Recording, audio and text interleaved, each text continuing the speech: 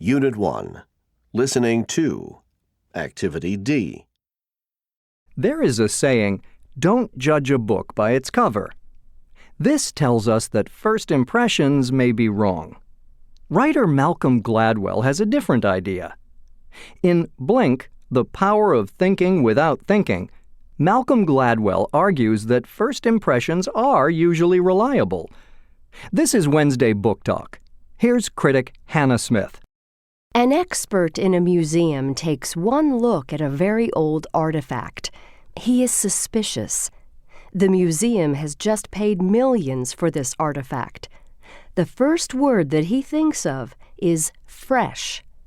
According to Blink, a new book by Malcolm Gladwell, whenever this expert takes a look at something new, he writes down the first word he thinks of. This habit of writing down first impressions supports the argument of Malcolm Gladwell's book. We often know more than we think we know, and we know it faster than we can explain. That artifact, for example, turned out to be about 2,000 years fresher or newer than the museum thought. It wasn't really an old artifact at all. It was a fake. Gladwell says we have two ways we make decisions. First, we can make decisions slowly and carefully with our conscious minds. Or we can make decisions very quickly and unconsciously, or without even thinking. Our unconscious minds are using information we already know to make judgments within a second or two.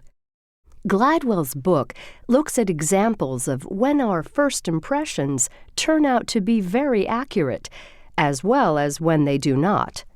For example, students in college classrooms have very accurate first impressions of instructors. In one study, students were shown only several seconds of a videotape of a teacher in the classroom. Then they predicted how effective the teacher would be. After only that quick first impression, they judged the teacher's effectiveness very accurately. They did as well as other students did after an entire term. In another study, people could tell a lot about a student's character just by looking at his or her bedroom for a few minutes.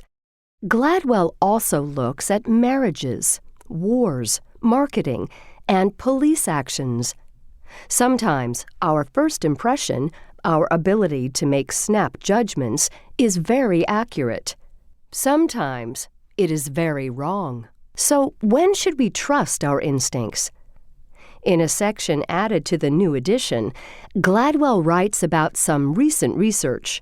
This research suggests conscious, careful decision-making works best for easy choices, like buying a pot for the kitchen.